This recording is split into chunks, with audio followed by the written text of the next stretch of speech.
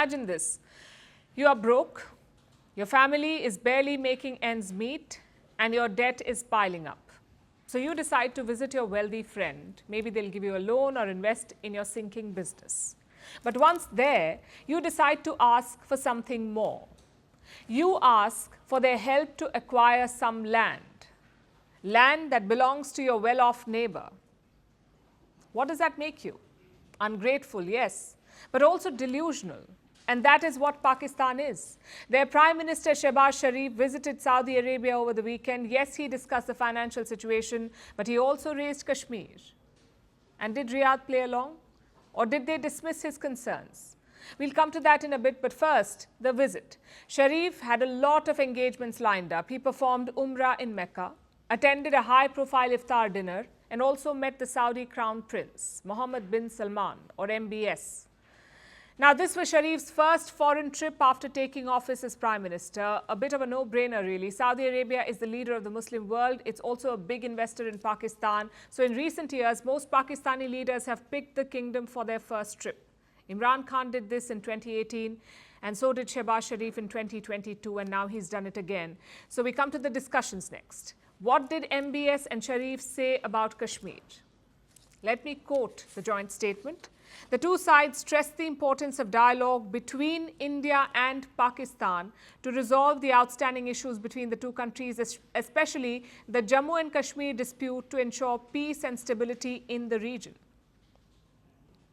Let me simplify that for you. MBS told Sharif, sort it out yourself. Don't expect our help. Do not expect the global community's help. Talk to India and figure it out. And why is this important? Because this is also India's position. Pakistan has always tried to internationalize the Kashmir issue. We've seen that at the United Nations. Every year, Pakistani prime ministers talk about Kashmir in the General Assembly. They also release statements via the OIC.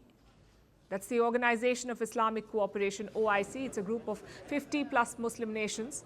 But India rejects all of this. New Delhi says this matter is bilateral. We do not need Saudi Arabia's help or America's help, and definitely not the OIC's help. That's what MBS also told Shehbaz Sharif. And it's not just on Kashmir. Recently, a new flashpoint has emerged. British media reports accused India of targeted killings inside Pakistan. Now, India has rejected these claims, but Pakistan says, we told you so. They think it's some sort of vindication.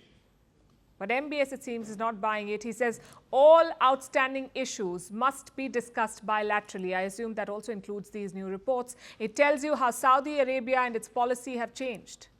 At first, the kingdom was Team Pakistan. They supported Islamabad on Kashmir. But in the last decade, that has changed. India has emerged as a top buyer of West Asian oil. So Riyadh has diluted its position. It has dehyphenated the relationship. Meaning, both relations are separate from each other, Saudi-Pakistan and Saudi-India. Which brings us to present day. Saudi Arabia had earlier promised major investments in Pakistan, some $25 billion of it. Now, both MBS and Sharif discussed this plan. They agreed to expedite the first wave of investments. And how much is that worth? Around $5 billion. So Riyadh isn't abandoning Pakistan yet. They have thrown Islamabad a lifeline. And what does Sharif do? Ask for support on Kashmir. You see, Pakistan's claim has always been nonsensical. But now it's self-destructive. Just look at some of these numbers. Poverty is almost 40% in Pakistan. The currency has lost 96% of its value in 5 years. Inflation is almost 29%. Foreign debt is $87 billion. And foreign exchange reserves stand at $8 billion, barely enough to cover 2 months of imports. This is a country that can just about feed its own people. It is hurtling from one bailout to another. And what does Pakistan ask for? More support on Kashmir. It was always a mission impossible for Islamabad, but now it's a suicide mission. Pakistan would be better served managing its own land. Or should I say, mismanaging it.